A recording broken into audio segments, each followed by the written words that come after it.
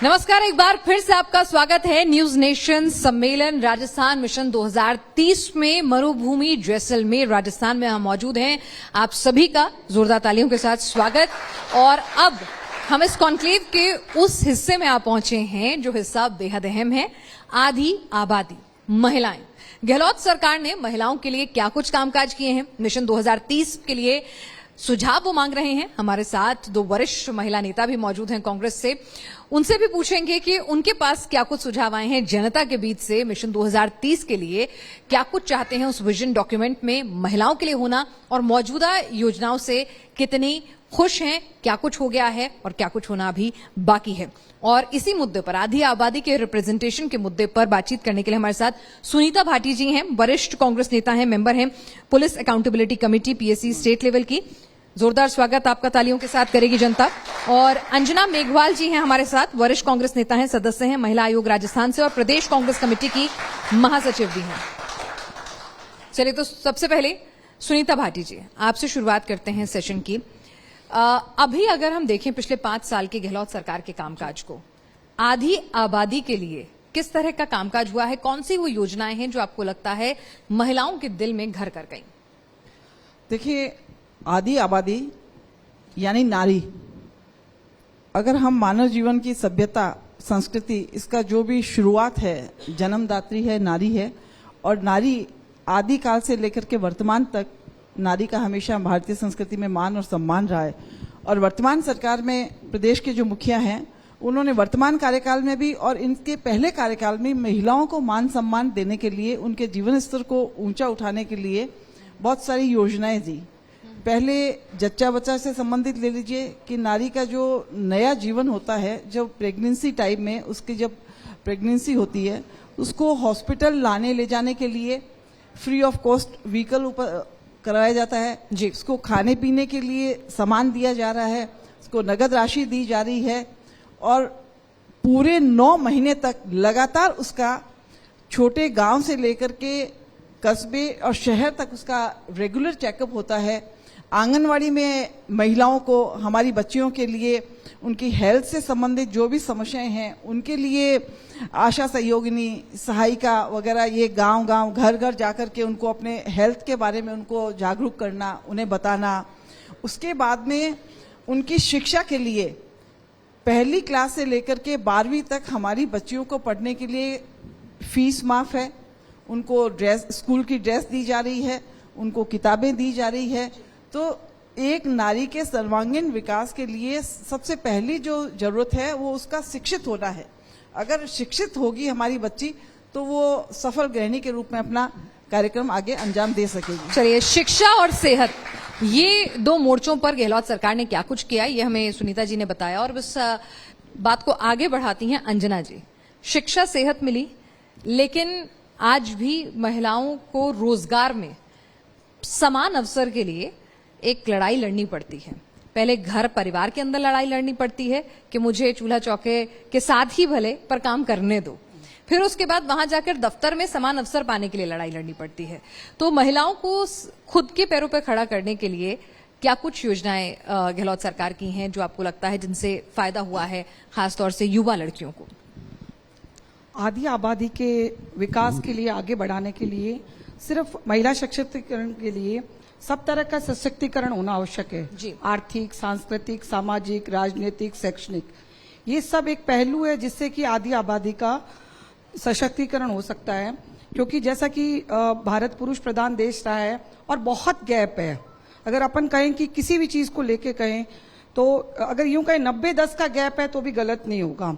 आज 75 देश आजाद होने के 75 साल बाद, तो उसके लिए अतिरिक्त प्रयास करने आवश्यक थे उस आधी आबादी को अधिकार दिलाने के लिए।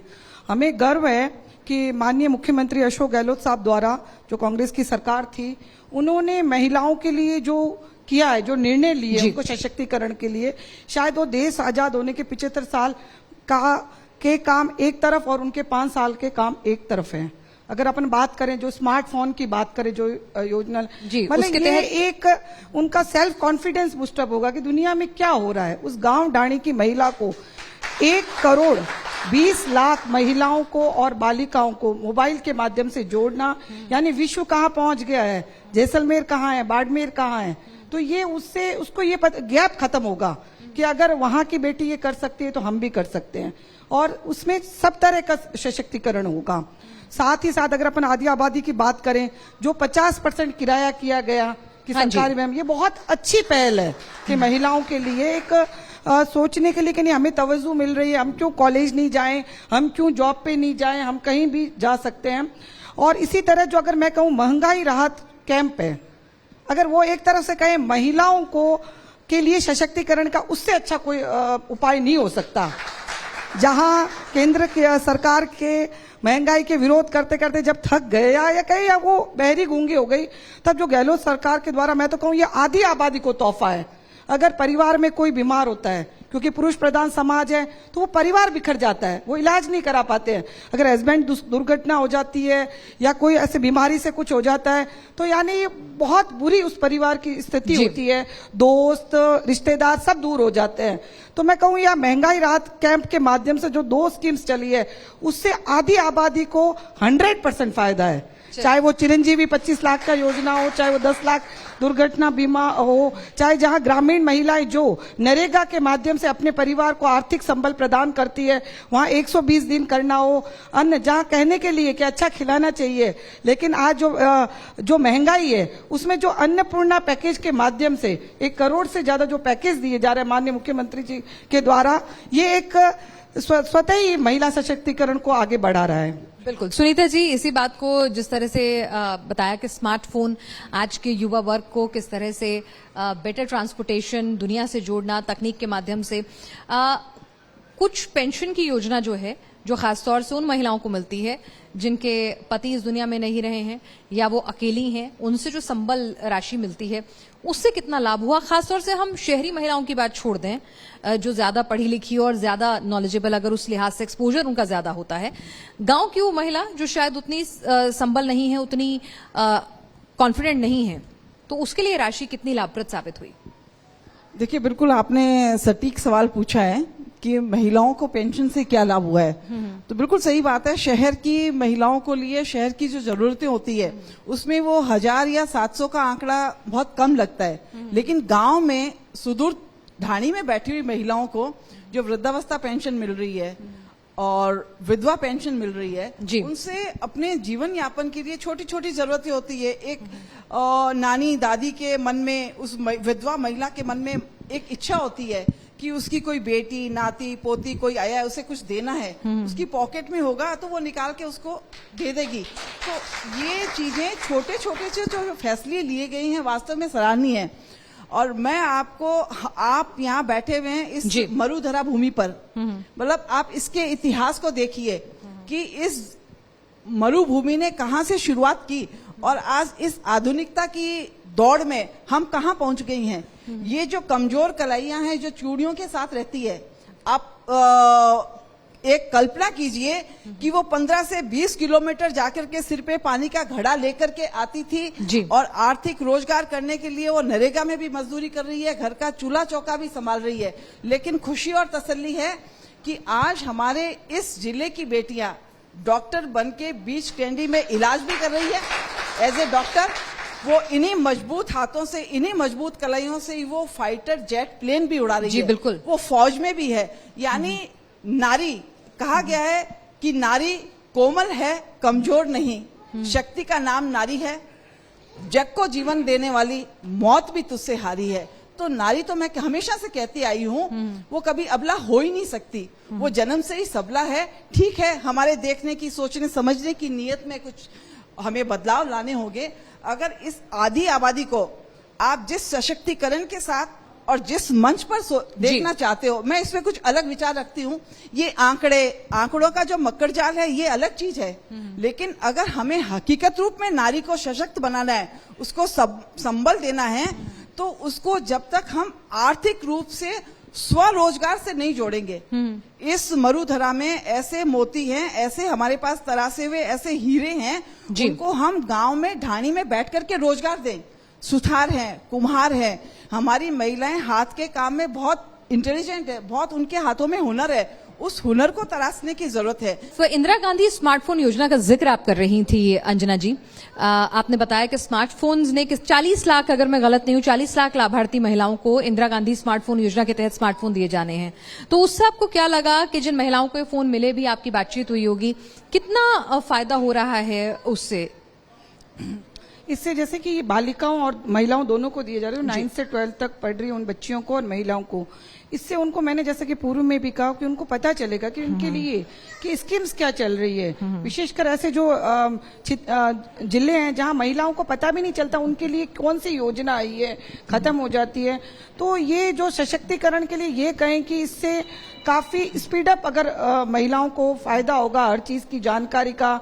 एजुकेशन की बात करें, वैकेंसी की बात करें, बच्चियां अपने ऑनलाइन स्टडी कर सकती है, कंपटीशन एग्जाम के बाद तैयारी कर सकती है, और इसके वास्तव में इससे अच्छा अगर बच्चियों और महिलाओं को कोई तोहफा नहीं हो सकता था सीएम साहब की तरफ से या राज्य सरकार की तरफ से। जी, मैं पढ़ रही थी अभी कि अल्प आय वर्ग की महिलाओं को, कामगार, विभिन्न वंचित वर्ग को जो है हस्तशिल्प जो है, कौश कला, माटी कला, इन तमाम चीजों के लिए विश्वकर्मा और कामगार कल्याण योजना भी शुरू की है। उसका कितना लाभ आप खासतौर से ग्रामीण महिलाओं के बीच में देख पा रही हैं? बिल्कुल, ये बहुत अच्छी स्कीम है, क्योंकि जैसा कि मैडम ने भी बताया कि सबसे पहले जो आधी आबादी जो ग्रामीण क्षेत्र में है उनको कैसे रोजगार मुहैया करा जाए, उसमें इसकी आवश्यकता है। और ये फायदा भी होगा, इसको और आगे बढ़ाना चाहिए कि जो भी ग्रामीण क्षेत्र में, चाहे वो कसीदाकारी करें, चाहे ये जो आपने बताया इस जो उनमें हुनर है, उसके माध्यम से ग्राम पंचायत मुख्यालय पे ट्रेनिंग सेंटर होने चाहिए कि कैसे, और ट्रेनिंग सेंटर ही नहीं होनी चाहिए, क्योंकि ट्रेनिंग सेंटर के बाद कैसे उसको रोजगार से जोड़ के, चाहे वो लोन के माध्यम से, और कैसे उसकी जो सामग्री है उसके लिए मार्केट अवेलेबल कराना। कई बार यहाँ ट्रेनिंग्स तो करवा देते हैं लेकिन मार्केट अवेलेबल नहीं होता। तो इस तरह की ये योजनाएं बहुत ही महिलाओं के लिए फायदेमंद है। जी, सुनीता जी, महंगाई को रोकने के लिए भी जिस तरह से सब्सिडी दी गई है, उज्ज्वला योजना के तहत भी उसमें further Indira Gandhi gas cylinder subsidy जो योजना है, उससे आपको क्या लगता है कि महिलाओं को एक सबसे बड़ी दिक्कत थी, वो चूल्हे पे खाना बनाना, सेहत के लिए भी थी, काम के लिए भी थी, आंखों के लिए भी थी, वो दूर हुई, प्लस उसमें लेकिन सिलेंडर महंगा, तो उस पर कितना फायदा आपको लगता है? और जब जनता वोट देने निकलेंगी, महिलाएं वोटर, तो कितना बड़ा फैक्टर वो लगता है आपको हो सकता है? नहीं, निश्चित रूप से जो 1150 रुपए का सिलेंडर आता था, महिला जो गृहिणी होती है वो घर की होम मिनिस्टर होती है, और मैं सोचूं होम मिनिस्टर के साथ साथ वो फाइनेंस मिनिस्टर होती है, उसको एक एक पैसा कहां से निकालना है। जब 1150 का सिलेंडर निश्चित रूप से उसको 500 में मिलेगा, तो वो बचे हुए 550 जो 650 रुपए है उसका बहुत अन्य क्षेत्रों में वो उपयोग कर सकती है। वो अपने खाने को और गुणवत्तापूर्वक बनाने के लिए वो अपना किचन का जो बजट है उसमें कुछ नया चीज ऐड कर सकती है, वो घर की दूसरी जिम्मेदारियों में बचा हुआ पैसा का सदुपयोग कर सकती है। तो बहुत सारे हैं जहां उसको अर्जेंसी हो, वो उस पैसे का सदुपयोग कर सकती है। जी, अंजना जी, अगर हम बात करें, महिलाएं जो हैं जब अपना नेता देखती हैं तो उसमें उसकी छवि जो है वो बहुत महत्वपूर्ण होती है। उसकी साफ सुथरी छवि महिलाओं के लिए बहुत आवश्यक है, जो नेता वो पसंद करती हैं। और गहलोत जी की जो छवि है, जिस तरह से एक बेहद पाक छवि के वो नेता हैं, तो महिलाओं के बीच में उनकी लोकप्रियता हमने देखा कि अच्छी खासी है। तो क्या वजह है कि इतना लोग जो है, महिलाएं जो है उनमें भरोसा करती हैं, विश्वास दिखाती है? राजस्थान की जनता भी, लेकिन महिलाओं ने हमेशा उनमें एक विशेष स्नेह दिखाया। किसी को बड़ा भाई नजर आया, किसी को अपने पिता तुल्य नजर आए। तो किस तरह का कनेक्ट रहता है जब आप महिलाओं से बात करती हैं? मैं ये कहूंगी कि मैं जो जैसलमेर जिले में जहाँ गांव ढाणी में घूमी हूँ, लगभग मुझे 9 साल हो गए राजनीति ज्वाइन किए, उसके बाद जो महिलाओं ने मांग करती थी हमसे, सीएम साहब के लिए ही बोल रही हूँ कि 500 पेंशन मिले, बढ़ाओ बढ़ाओ, या सिलेंडर जो आप मैडम से भी आपने भी सवाल किया, सिलेंडर तो हमारे गैस सिलेंडर तो शोपीस की तरह महिलाओं ने रख दिए थे कि भाई इसको भरवाया ने, ले तो लिया उज्ज्वला योजना में, और ये हकीकत है कि वो मिलने के बाद शायद उन्होंने एक बार कोई भरवाया होगा या 2 बार, वो शोपीस की तरह रख दिया। यानी वो जो या आंगनवाड़ी वर्कर है कि भी जो उनके मानदेय थे, तो आप जो चीजें फील्ड में हमें बोली जाती थी महिलाओं के लिए, महिलाओं की तरफ से कि हमें ये मिलना चाहिए, ये हमारे लिए स्कीम होनी चाहिए, फोन वोन मिलना चाहिए, जो भी, तो सीएम साहब मैं ये कहूंगी क्यों उनको भाई के रूप में एक अपना एक जो वास्तव में ग्राउंड से जुड़ा, और महिलाओं की एक एक चीज, मतलब इवन जिस विषय पे हम चर्चा करने में संकोच करते हैं उड़ान योजना के माध्यम से कि उस महिला, उस बेटी की तकलीफ समझ के उड़ान योजना के माध्यम से कि सैनिटरी नैपकिन घर घर तक पहुंचाना महिलाओं के लिए, इससे बाकी चीजें तो बड़ी हर चीज योजना चलती है। और वो जो महिलाओं ने मांगा, चाहे वो आंगनवाड़ी की वर्कर हो, 40% उनके इंक्रीज होना, अगर 500 का सिलेंडर करना, यानी जो पेंशन है वो सीधे 500 से 1000 दुगनी करना, आधा किराया करना, यानी जो महिला बहन बेटी घर में सोचती थी कि मतलब जो उनके परिवार जाने, उनके माता पिता या उनको जो बेटी को देना था, निःशुल्क शिक्षा की बात करो, स्कूटी वितरण की बात करो, मतलब हर चीज जो बेटी ने या महिला ने सोची वो माननीय अशोक गहलोत साहब ने कोई जैसे कहा गया कि वो जादूगर है, तो जादू से हर महिला के दिमाग में पहुंच गए, पता नहीं हर स्कीम जो महिला ने सोची है वो 100% अगर इम्प्लीमेंट हुई कहें तो भी गलत नहीं होगा। चलिए, तो महिलाओं ने जो सोचा वो गहलोत जी ने महिलाओं को दिया। सुनीता जी, जब आप जमीन से जुड़े हुए नेता होते हैं तो आप हर परेशानी समझते हैं, जो परेशानी आपके पिता, भाई, दोस्त, माँ, बहन, बेटी, पड़ोसियों ने झेली, आपने खुद ने झेली, तो आप उस अनुभव के साथ आते हैं। और अशोक गहलोत जी की शायद मैं कहूं सबसे बड़ी स्ट्रेंथ जो है वो यही उनकी पूंजी है कि वो एक ऐसे वर्ग से आते हुए तमाम जो अभाव थे उनको पार करते हुए वो आगे बढ़े हैं। तो जब वो स्कीम्स बनाते हैं, अगर मैं आपसे पूछूं तो क्या ये उनका अनुभव और जो उन्होंने संघर्ष किया है वो उसमें नजर आता है आपको, और यही वजह है कि कनेक्ट ज्यादा बेहतर महसूस होता है, वो कागजी स्कीम्स नहीं रहती? नहीं, बिल्कुल आपने सही कहा कि जब आप स्कीम बनाने के लिए, कोई योजना बनाने के लिए बैठते हैं, अगर आपका जनता से जुड़ाव है, आपने वो समय, वो परिस्थितियां, और अगर गांव ढाणी में आप गए हैं तो आप उस जरूरतमंद व्यक्ति की, उस महिला की, उस ग्रामीण मजदूर जो कमजोर तबका है, उनके हित के बारे में वही बेहतर तरीके से सोच सकता है जो उनसे लगातार संपर्क में रहे। और गहलोत साहब एक गांधीवादी विचारों के धनी रहे हैं और हमेशा से पब्लिक में बीच में रहे हैं, मारवाड़ का गांधी के रूप में पहचाने जाते हैं। तो कहीं ना कहीं उनका ये व्यक्तित्व का जो चरित्र है उसके कारण ही वो इतनी सफलता योजनाएं देने में कामयाब हुए हैं। अंजना जी, पालनहार योजना का आप जिक्र कर रही थी और साथ ही अन्नपूर्णा योजना का, तो मैं समझना चाहूंगी आपसे कि उससे आपको क्या लाभ जो है महिलाओं को खास तौर से मिला? हाँ, उसमें जो एक पेंशन डबल होने के बाद जो पालनहार योजना है, जिसमें विधवा महिला, एकल महिला के जो बच्चे हैं उसको पहले 550 और 1000 रुपए मिलते थे, आज उसके 3 बच्चों तक वो लाभ मिलता है जब वो 18 साल तक का होता है। उसमें 1500 रुपए एक बच्चे को, यानी अगर 3 बच्चे हैं तो उसको लगभग 4500 रुपए बच्चों के लिए भी मिलेगा। हाँ, बच्चों के लिए। तो इससे ज्यादा उस एकल महिला को जो किसी कारण बस अगर चाहे वो बीमार हो, कहीं कोई ऐसा परिवार में काम पड़ जाए, काम नहीं कर पाए, यानी उसके 1000 रुपए पेंशन और 4500 रुपए वो, यानी 5500, यानी बच्चे भूखे नहीं रहे। इससे मतलब बच्चे को, मतलब एक सरकार उनके बच्चों को पाल रही है, अगर ये भी कहें तो गलत नहीं होगा। तो वेलफेयर स्टेट की तरह से आपने एक पूरा कॉन्सेप्ट लिया है कि विदेश में इस तरह का हम देखते हैं कि इस तरह से वेलफेयर स्टेट की तरह से होता है कि अगर परिवार में कोई कमाने वाला नहीं है तो आप सहयोग दें उनके बच्चों को पालने और उनके लिए और भी पालनहार के साथ उनके ड्रेस वगैरह के लिए भी कुछ उनको फंड दिया जाता है। तो ये और अन्नपूर्णा योजना से महिलाओं को कैसे लाभ मिला? अन्नपूर्णा में तो जो आप कह रहे हैं, हम कहते हैं कि आप अच्छा खिलाओ, ये बेटी को भी अच्छा खिलाओ, वो खिलाओ, तो इतना सोचना पड़ता है। जो तेल, अभी जो महंगाई बढ़ी है, जब केंद्र में अगर ये कहें बीजेपी की सरकार आने के बाद ग्राफ, पहले महंगाई धीरे धीरे बढ़ती थी, अब तो उछाल करके जैसे बढ़ी है, तो उसमें हर किसी के लिए कहना इजी है, इम्प्लीमेंट करना मुश्किल है कि भाई अच्छा खिलाओ। तो अन्नपूर्णा पैकेज के माध्यम से सब उनको मिल रहा है, चाहे तेल हो, मसाले हो, चीनी हो, तो इससे यानी उस परिवार को उसको सरकार दे रही है, अब आप खिला सकते हो। आपको 500 का सिलेंडर दे रही है, खाना पकाने के लिए दे रही है, गेहूं पहले से दे रही है। तो एक तरफ से कि यानी महिलाओं का जो कुपोषण की बच्चों में और महिलाओं में, जच्चा बच्चा में जो समस्या हम देखते थे खासतौर से, और जो एनीमिक एक महिलाएं जो हैं हमारे देश में सबसे ज्यादा एक जो दिक्कत रहती थी, उस दिशा में भी काम किए।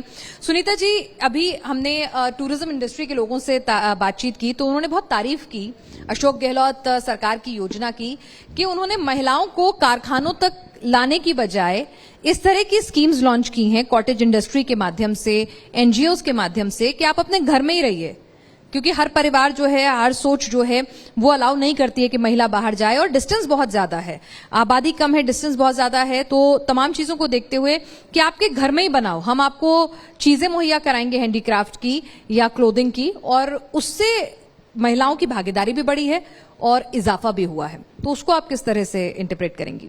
निश्चित रूप से ये बहुत बड़ी सोच है, और कहीं ना कहीं अगर इसी तरीके की व्यवस्थाएं समाज में लागू होगी तभी महिलाओं का जो स्वावलंबन है वो स्वाभिमानी होकर के, आर्थिक रूप से सशक्त होकर के अपने आप को समाज के बराबर चला सकती है। आपकी कोई डिमांड मिशन 2030 से? मिशन 2003 से मैं जैसलमेर जिले के लिए तो यही मांगना चाहूंगी कि हर ग्राम पंचायत मुख्यालय पे बालिका का अलग विद्यालय हो, और जो कॉलेज के लिए 500 की जो बच्चियों की मांग की गई है, हम चाहते हैं कि हमारे मरुस्थली जिले में लगभग 200 के आसपास जहां बच्चियां हैं वहां पर कॉलेजेस हो, और महिलाओं के लिए जो हर ग्राम पंचायत मुख्यालय पर ट्रेनिंग सेंटर हो, चाहे जो सिलाई सीखना चाहती है, ब्यूटी पार्लर का कोर्स करना चाहती है, या जैसे कि मैडम ने कहा मुंगेड़ी वगैरह जो भी इस तरह के, या यहाँ के जो केयर सांगरी उनके, या चाहे वो सैनिटरी नैपकिन बनाना चाहती है, होम टू वर्क के माध्यम से उनको फंडिंग करवाना और ट्रेनिंग उनके ग्राम पंचायत मुख्यालयों पे करवाना। चलिए, तो ये सबसे खूबसूरत बात होती है महिलाओं की कि लिस्ट जो है ना, चाहे वो शॉपिंग की हो, घर के सामान की हो या डिमांड की हो, खत्म नहीं होती है। वो लिस्ट जो है घर में भी नहीं खत्म होती है, तो सरकार से कैसे खत्म हो जाएगी? तो मिशन 2030 के लिए लिस्ट भी बताई, जो अच्छे कामकाज किए थे उसके लिए तारीफ भी करी, और जहां कमी रह गई थी वो भी बताई। और यही है, महिलाएं जो है इसी तरह से काम करती हैं, क्रिटिकल होकर। आपका बहुत बहुत शुक्रिया, आप यहाँ पर आए और इस न्यूज नेशन सम्मेलन का हिस्सा बने। बहुत बहुत शुक्रिया।